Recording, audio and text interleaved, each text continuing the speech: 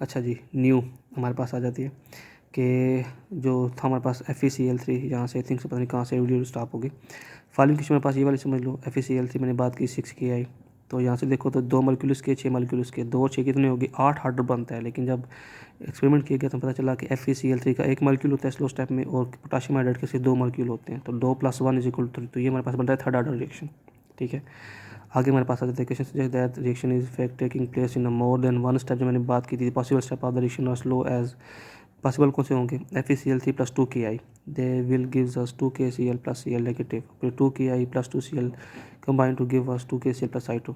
ठीक है, तो यहाँ पे देखो तो हमें नज़र आ रहा है कि ये मल्टीपल स्टेप रिएक्शन है, लेकिन इसका ये जो स्टेप था ये स्लो था, इसलिए स्लो स्टेप में जितने मॉलिक्यूल थे ना हमारे पास, एक इसका था 2 इसके थे, यही हमारे पास रेट डिटरमिनिंग स्टेप होता है। ठीक है, the order of change will be positive integral 0, जो ऑर्डर होता है हमारे पास वो या तो पॉजिटिव होता है या 0 होता है। ठीक है, क्योंकि डिपेंडेंस होती है मॉलिक्यूल के ऊपर, या तो मॉलिक्यूल पर डिपेंड कर रहा होगा या नहीं कर रहा होगा। ठीक है, but it can also be in the fraction और कैन हैव नेगेटिव वैल्यू। ये फ्रैक्शन में भी हो सकता है, इसकी वैल्यू नेगेटिव भी हो सकती है, आपकी बुक में नेगेटिव कहीं नहीं दिया होगा, और can have a negative value. अच्छा, consider the following of the carbon tetrachloride form of chloroform. देखो CaCl3 + Cl2 gives the CCl4। यहाँ पे देखो तुम हमें क्या पता चलता है, एक मॉलिक्यूल इसका एक मॉलिक्यूल इसका, तो ये सेकेंड रेड होना चाहिए, लेकिन जब रेट फाइंड किया हमें पता चला कि एक मॉलिक्यूल इसका ये होता है और Cl2 कंप्लीट नहीं होती, ये Cl अकेला होता है। ठीक है, जब Cl अकेला होगा तो इसका आधा हिस्सा शामिल होगा वहाँ पे, तो फिर ये 1 इसका आधा इसका, तो 1.5 बन जाता है। ठीक है, विल बी 1 + 1.2 = 1.5। ठीक है, so the order of reaction is equal 1.5, तो ये फ्रैक्शन में हो सकती है। ठीक है, depending upon the coefficient of balance conclusion the rate equation is an experimental expression. और reaction is set to a zero order, reaction zero order कब होगा, if it is entirely independent of concentration of the reactant molecule. अगर कोई reaction है वो reactants की concentration पे depend ही नहीं करता, थोड़ी हो ज़्यादा हो उसके रेट पे फ़र्क ना पड़े। ठीक है, वो हमारे पास जीरो ऑर्डर होते हैं। जैसे photochemical reaction are usually zero order reaction, जो रिएक्शन होते हैं ना फोटोकेमिकल, वो ज़्यादातर हमारे पास जीरो ऑर्डर रिएक्शन होते हैं। ठीक है, ये हमारे पास था ऑर्डर ऑफ रिएक्शन के बारे में। आगे डिस्कस करते हैं हाफ लाइफ पीरियड के बारे में कि हाफ लाइफ पीरियड क्या होता है। आपने फिज़िक्स में भी पढ़ा होगा हाफ लाइफ पीरियड किसको बोलते हैं। सिंपली बेटा, एक रिएक्शन हो रहा है, एक रिएक्शन जब आधा हो जाता है तो आधा रिएक्शन जितने टाइम पीरियड में होता है उस टाइम पीरियड को बोलते हैं हाफ लाइफ पीरियड। ठीक है, हाफ लाइफ क्या होती है, जैसे मैं अब एग्जांपल दूं, मेरी उम्र 60 साल होनी है लेट्स सपोज, तो 30 साल जो होगी मेरी वो होगा हाफ लाइफ पीरियड होगा। एक रिएक्शन है आधे घंटे में कंप्लीट होता है, ठीक है, तो 15 मिनट उसका क्या होगा हाफ लाइफ होगी। अब लाजमी नहीं है हाफ लाइफ 15 मिनट हो, मतलब सिंपल क्या, आपने 10 किलो एक रिएक्टेंट लिया था, उसको पानी में डालकर प्रोडक्ट में कन्वर्ट करना था, जब वो 10 किलो का 5 किलो रह जाएगा हम उसको बोलेंगे that is its half life. ठीक है, और डिस्कस करते हैं half life of a reaction is the time required to convert 50% of the reactant into product. Half life period वो टाइम है जिस टाइम में 50% रिएक्टेंट प्रोडक्ट में कन्वर्ट हो जाते हैं। For example the half life period of the decomposition of N2O5 at 45 degree Celsius is 24 minute. 24 minute में N2O5 जितना भी लोगे 45 डिग्री सेल्सियस पर वो हाफ हो जाएगा।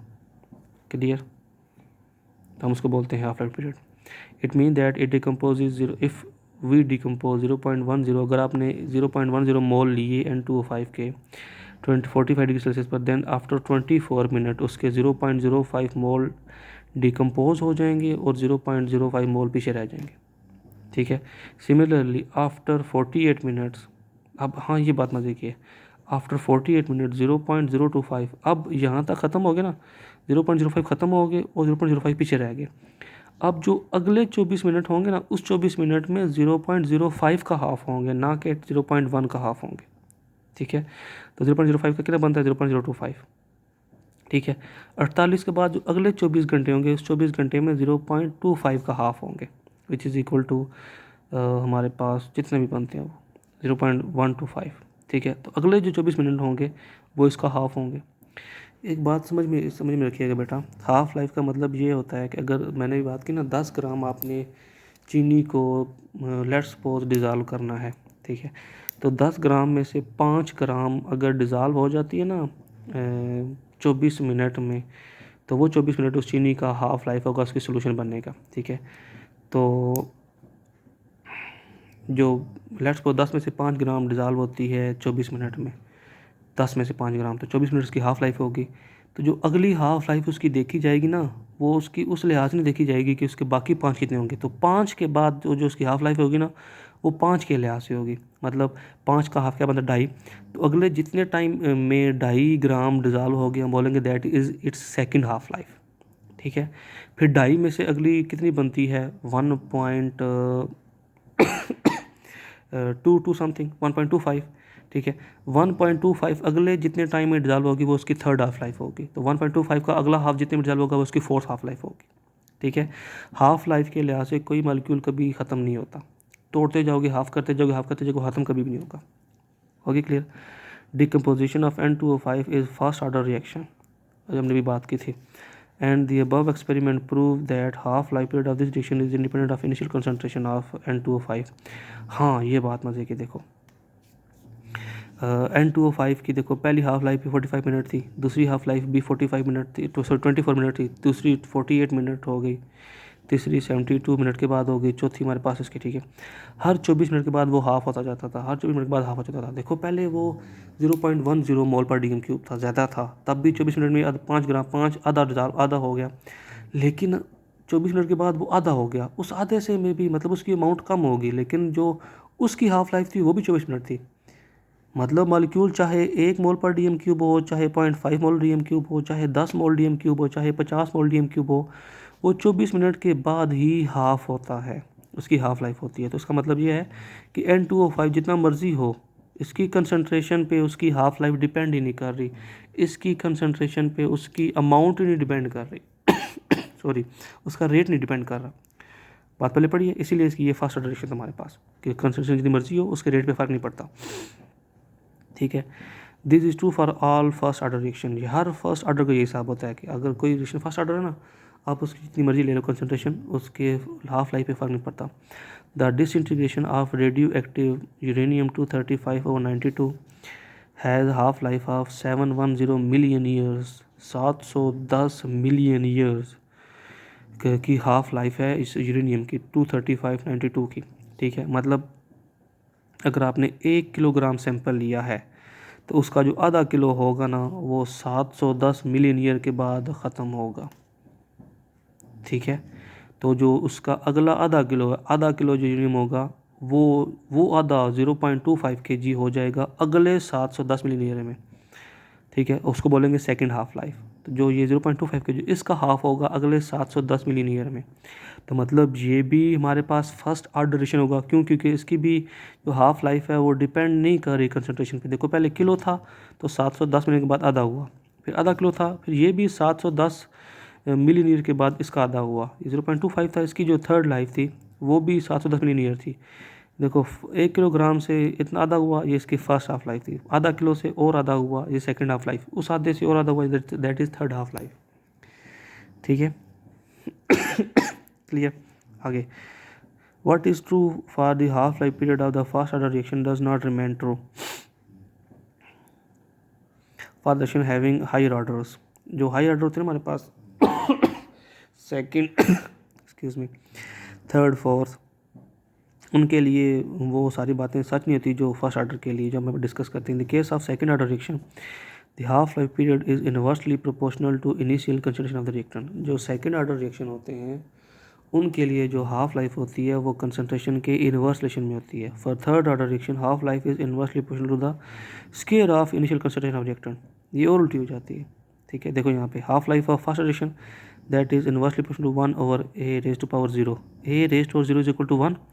तो मतलब जो फर्स्ट हाफ लाइफ है, first half life first order, ये ऑर्डर के लिए बेटा ठीक है, ये 1 ऑर्डर के लिए ये डायरेक्टली इन्वर्सली प्रोपोर्शनल 1/8⁻0।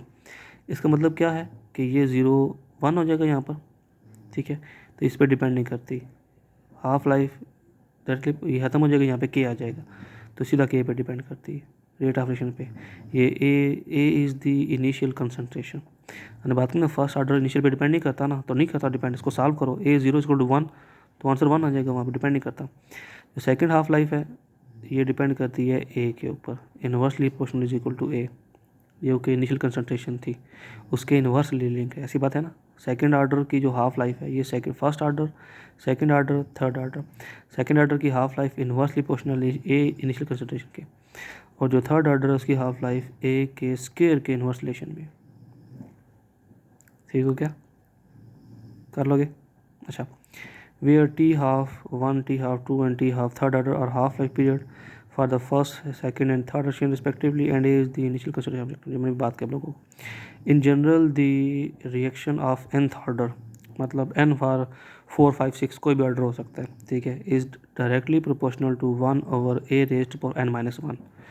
आपने जिस ऑर्डर की निकालनी है n की जगह उसकी वैल्यू पुट कर दो, ठीक है, जिस भी ऑर्डर का, अगर आपने 5वें की निकालनी तो यहाँ पे पुट कर दो 5 order reaction inversely proportional A raise to power 5 minus 1, तो आ जाएगा ए की पावर 4 आ जाएगा। तो ये जनरल पास रिएक्शन है, क्लियर। आगे, the half life period of any order reaction is this inversely proportional to the initial half life of any order reaction is inversely proportional to the a is initial concentration raise to power 1 less than the order of that reaction. जो मैंने बात की, order of reaction is n and inversely proportional to the initial concentration raised to power 1 less than that order of reaction। So if one knows the initial concentration and half life period, अगर किसी बंदे को half life पता है और initial concentration पता है तो आप लोग फाइंड कर सकते हो कि उसका ऑर्डर ऑफ रिएक्शन क्या है हमारे पास, then the order of the reaction can be determined. ठीक है, हाफ लाइफ अगर आपको पता है, अगर आपको इनिशियल कंसंट्रेशन पता है, आप किसी भी रिएक्शन को लो उसकी हाफ, उसका इनिशियल कंसंट्रेशन को पता होगी, डेफिनेटली आप खुद उसको ले रहे हो, उसके बाद आप उसकी हाफ लाइफ फाइंड करो। तो हाफ लाइफ अगर पता चल जाए, इनिशियल कंसंट्रेशन पता चल जाए, तो आप लोग इस इक्वेशन के ज़रिए उसका एन फाइंड कर सकते हो, उसका ऑर्डर फाइंड कर सकते हो।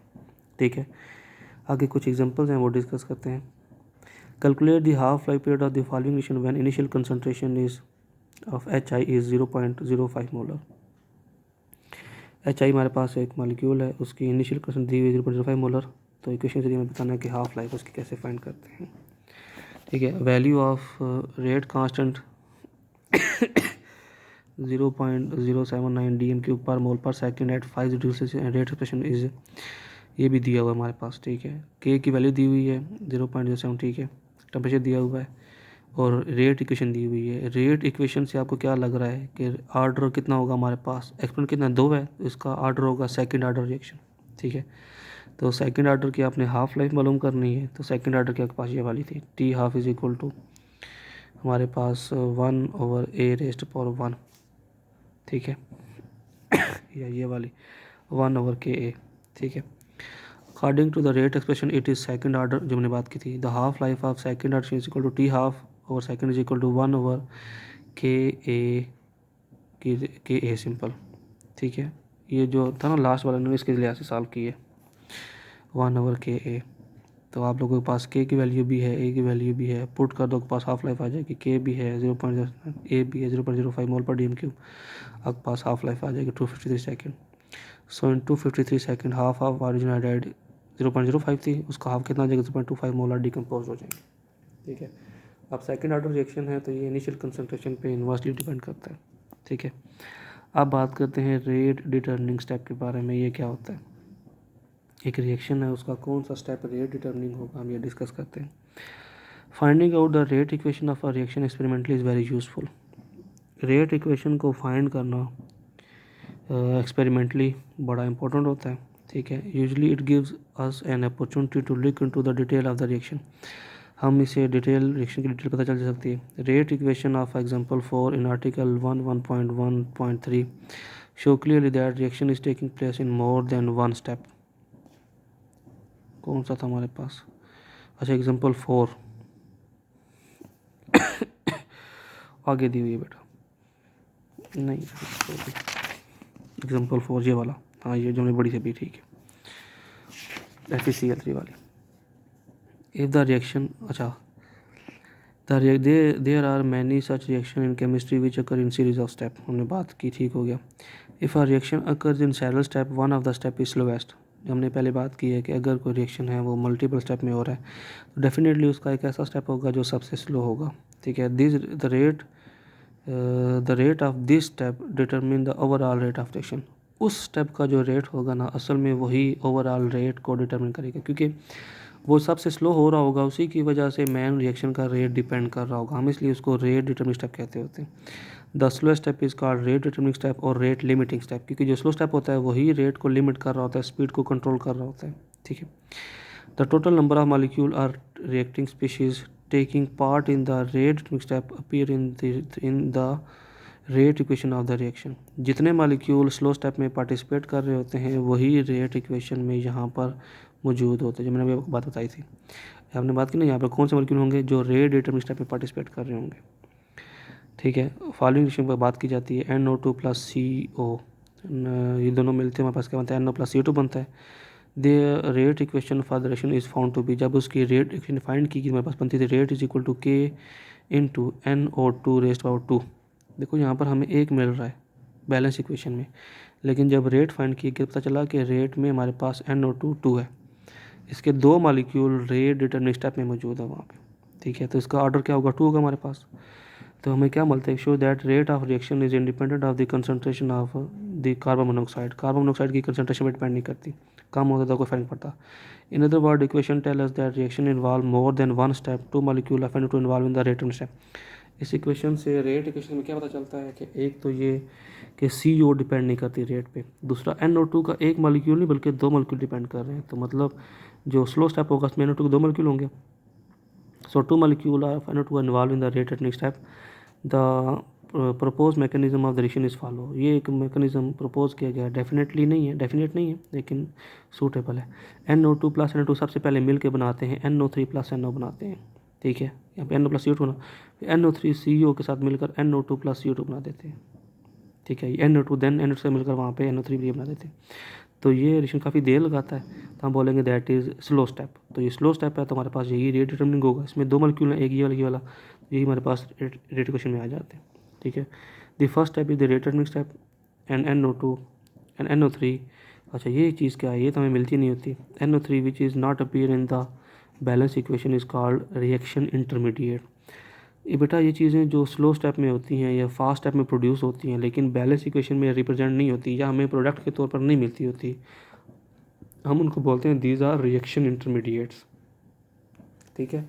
रिएक्शन इंटरमीडिएट्स वो चीज़ें होती हैं जो रिएक्शन के दौरान बनती तो हैं लेकिन उनको सेपरेट नहीं किया जा सकता, अनस्टेबल होती हैं, फटाफट जितनी जल्दी ये बनती है ना उतनी जल्दी टूट जाती है। देखो यहाँ जैसे बनी जैसे वहाँ टूट गई साथ में। ठीक है। The reaction intermediate has a temporary existence and it is unstable relative to the reactant and the product. ये रिएक्टेंट और प्रोडक्ट के लिहाज से काफ़ी अनस्टेबल होती है, इसलिए ये जल्दी रिएक्शन कर जाती होती है। हाँ, अगर कंडीशन दी जाए तो हम इसको सेपरेट कर सकते हैं।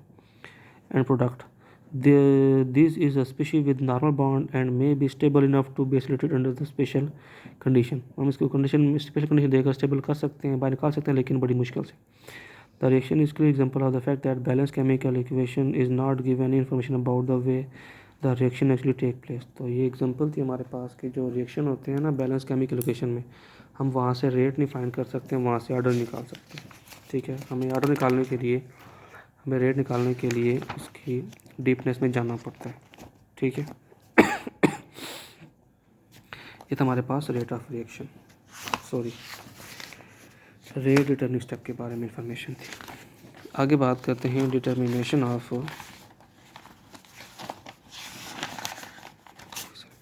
ये लास्ट टॉपिक है, ये डिस्कस करते हैं फिर आज के लिए। Determination of the rate of chemical reaction. Rate of chemical reaction को कैसे डिटरमिन किया जाता है हम वो भी डिस्कस करते हैं। ठीक है। Determination of rate of chemical reaction involves the measurement of the concentration of reactant or product at regular interval as the reaction proceed। जब आपने rate of chemical reaction find करना किसी चीज़ का, उसके लिए आपको क्या करना होता है, आपने दो चीज़ों को रिएक्टेंट को मिक्स करके रिएक्शन करवाने के लिए छोड़ दिया, तो फिर आप क्या करते हो, थोड़ी थोड़ी देर के बाद आप उसके अंदर से सैंपल निकालते हो और सैंपल के अंदर से देखते हो कि रिएक्टेंट कितने कंज्यूम हो गए, प्रोडक्ट कितने बन गए, क्योंकि उनकी कंसंट्रेशन को हम लोग टाइम से डिवाइड करके पता लगाएंगे ना कि क्या कितनी अमाउंट इसकी कंज्यूम हो चुकी है। ठीक है। टाइम बाद निकालते रहते देखते रहते हैं। When the reaction goes on, जब चल रहा होता है the concentration of reactant decreases and those of product decreases. जब रिएक्शन होता है तो रिएक्टेंट की कंसंट्रेशन डिक्रीज और प्रोडक्ट की बन रही होती है। The rate of reaction therefore express in term of the rate of concentration change. हमने बात की थी रेट ऑफ क्या था, change in concentration divided by time rate of reaction is equal to del C change in concentration by del t change by change time, कि वक्त के change होने के साथ साथ कितनी कंसंट्रेशन चेंज हो जाती है, that is called rate of हम इसको बोल सकते हैं mole per D M cube per second. ठीक है, suppose the concentration of reactant at any chemical reaction changes by 0.01 mole per D M cube in 1 second.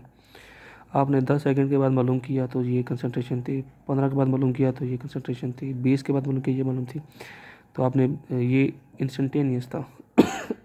ठीक है, 0.01 mole per D M cube 1 second में change हुई तो हम बोलेंगे कि इसका जो रेट रिएक्शन है वो है 0.01 mole per D M cube पर सेकेंड। ठीक है, अगर rate of chemical reaction always decrease with the passage of time, हमने बात की थी कि जो रेट जो स्पीड होती है ना वो स्लो होती जाती है। देखो ना स्टार्ट में जो आपने कर्व देखी थी, स्टार्ट में गहरी थी मतलब जल्दी था, रेट फास्ट था, लेकिन आगे वो जो कर्व थी बिल्कुल स्ट्रेट हो जाती है। मतलब जो रेट है स्टार्ट में फास्ट होता है लेकिन आगे वो स्लो होता जाता है।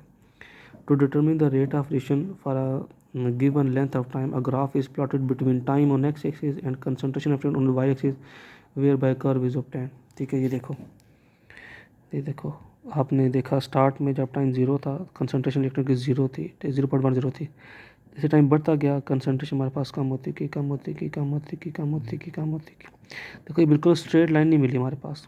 ठीक है, अगर स्ट्रेट लाइन ऐसी होती ना, ऐसी स्ट्रेट लाइन होती हम बोलते कि वो जो रेट है वो अगर वो ऐसी स्ट्रेट लाइन हमारे पास मिलती, बिल्कुल स्ट्रेट लाइन मिलती, हम बोलते हैं कि इसका जो रेट है बिल्कुल कांस्टेंट है। लेकिन ये तो हमारे पास कर्व आ रही है, पहले स्टीप है, बिल्कुल नीचे आ रही है, बिल्कुल नीचे, लेकिन टाइम के बाद बिल्कुल सीधी हो जाती है ऐसे।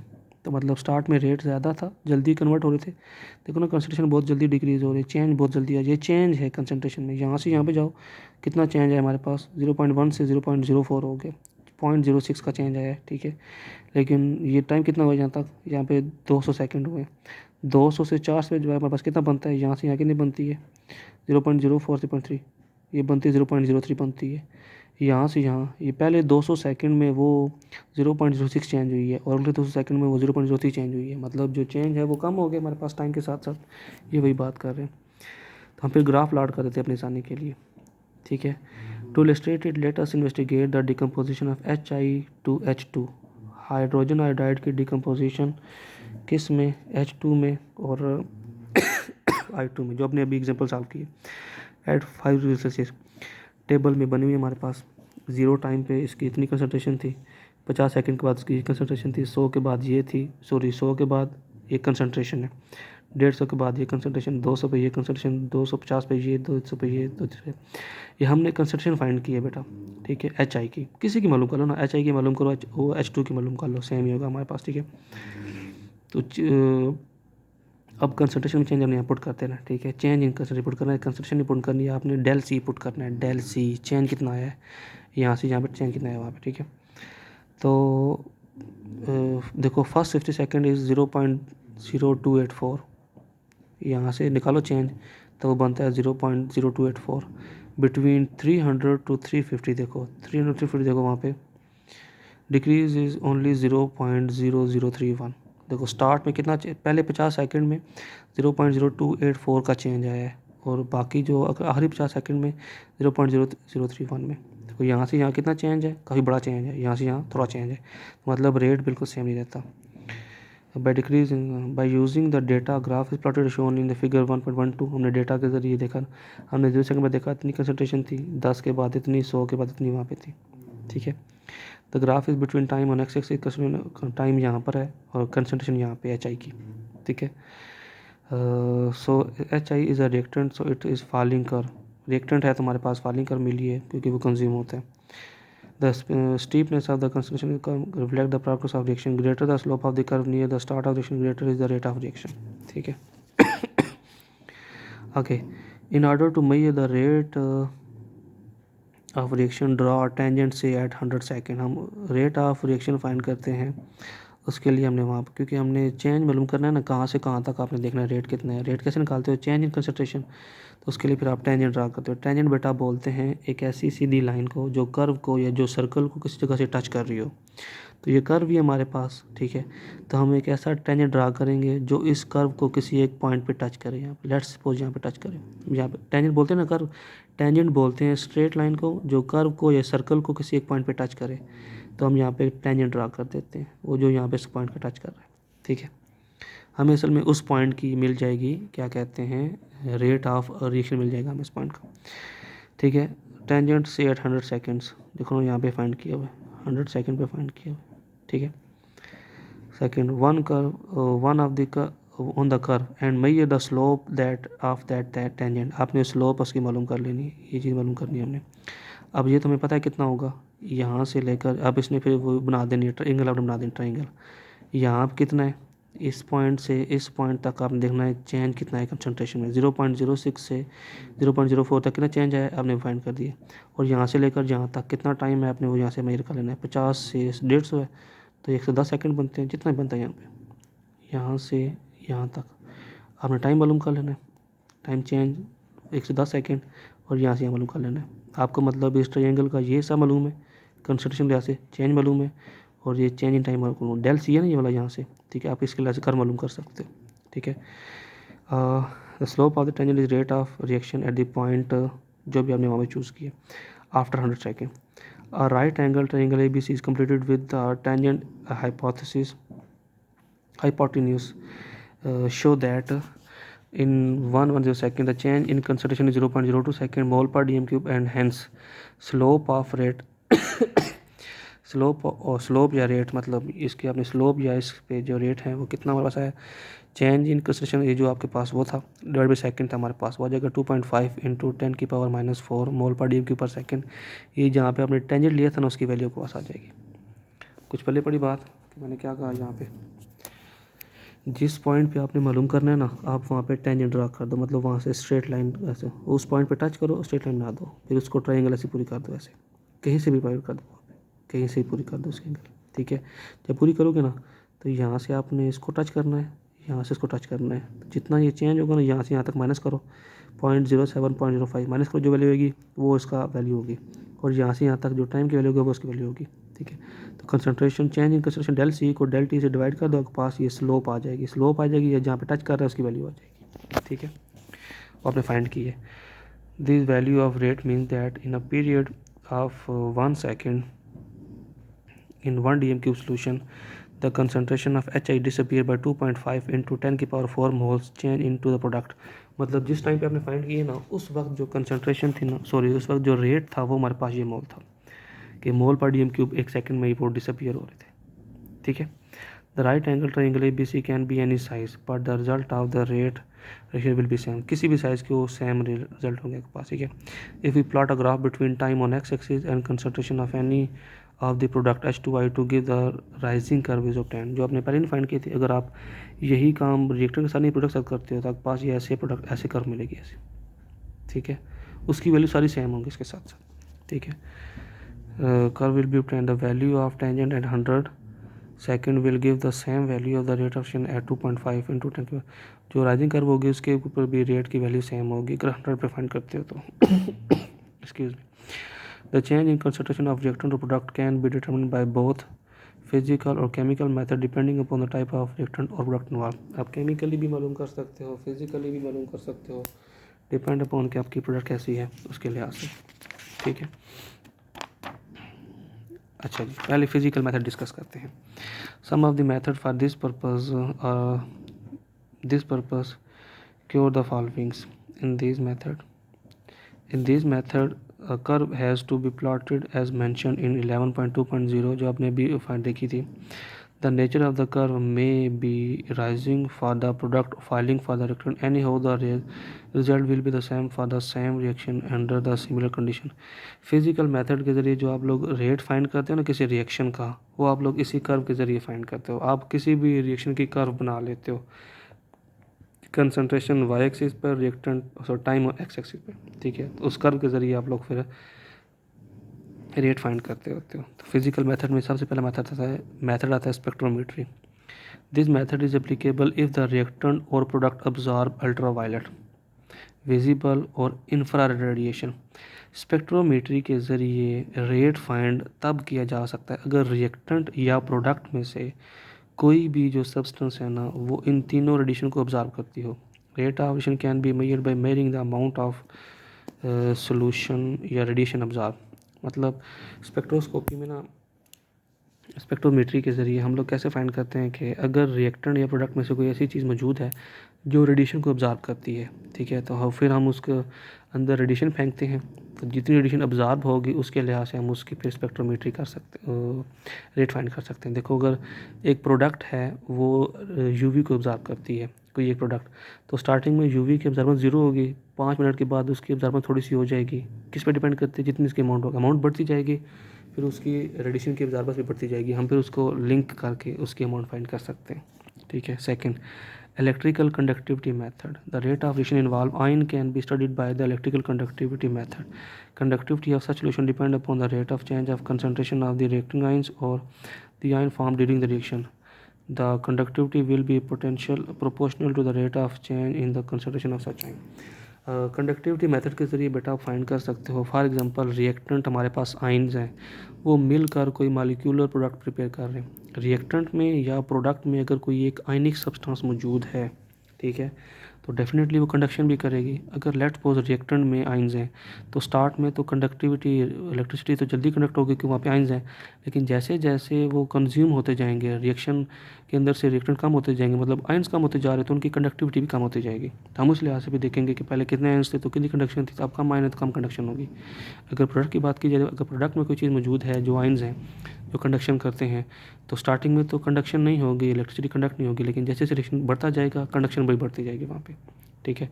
जैसे जैसे बढ़ता जाएगा ना, वहाँ पे कंडक्शन भी बढ़ती जाएगी, तो हम पता लगा लेंगे कितनी वहाँ पर रेट है उसका, ठीक है। Dilatometric method, this method is useful for those reaction which involve small volume change in the reaction, ठीक है। The volume change is directly proportional to the extent of reaction. ऐसे रिएक्शन होते हैं जिनमें वॉल्यूम चेंज होता है, मतलब जब आपने बात की थी SO2 और O2 मिलकर SO3 बनाते थे तो वॉल्यूम चेंज होता था। तो जिनमें वॉल्यूम चेंज होते हैं हम उसके लिहाज से भी रेट फाइंड कर सकते हैं। रिएक्टेंट का वॉल्यूम ज़्यादा है, प्रोडक्ट का कम बनता है, तो जैसे वॉल्यूम चेंज होगा, जितनी जल्दी वॉल्यूम चेंज होगा उतना जल्दी रेट होगा उसका। तो ये मेथड भी यूज़ किया जाता है।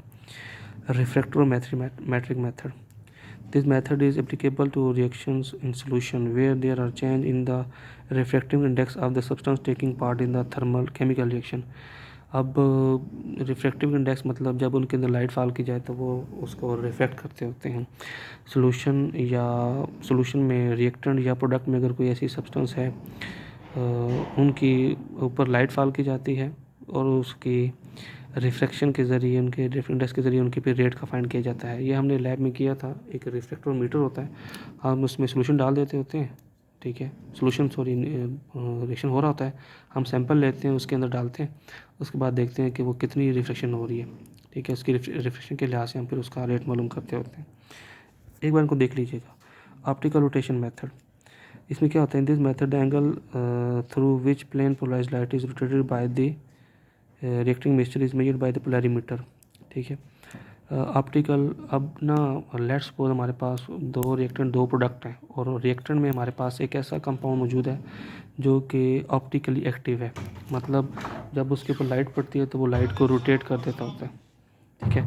तो स्टार्टिंग में तो वो टोटल रोटेशन होगी थी, लाइट पड़ी है किसी के ऊपर, क्योंकि वो सारा एक कंपाउंड वहाँ मौजूद है, लेकिन जब वो कंज्यूम होता जाएगा तो उसकी रोटेशन ख़त्म हो जाएगी। इस तरीके से हम पता लगाएंगे कि कितनी जल्दी ख़त्म हो रहा है, हम मालूम कर लेंगे। The extent of rotation determines the concentration of optically reactive. If any species in the reaction mixture is optically reactive, then this method can be followed to find out the rate of reaction, ठीक है। Simple reaction थे बेटा, simple method थे, सारा उनको explain किया हुआ है। एक बार देखिएगा, अगर आपको कुछ समझ में आए तो मुझे बता दीजिएगा, ठीक है। आज के लिए बस इतना काफ़ी है। अल्लाह हाफिज़, थैंक यू।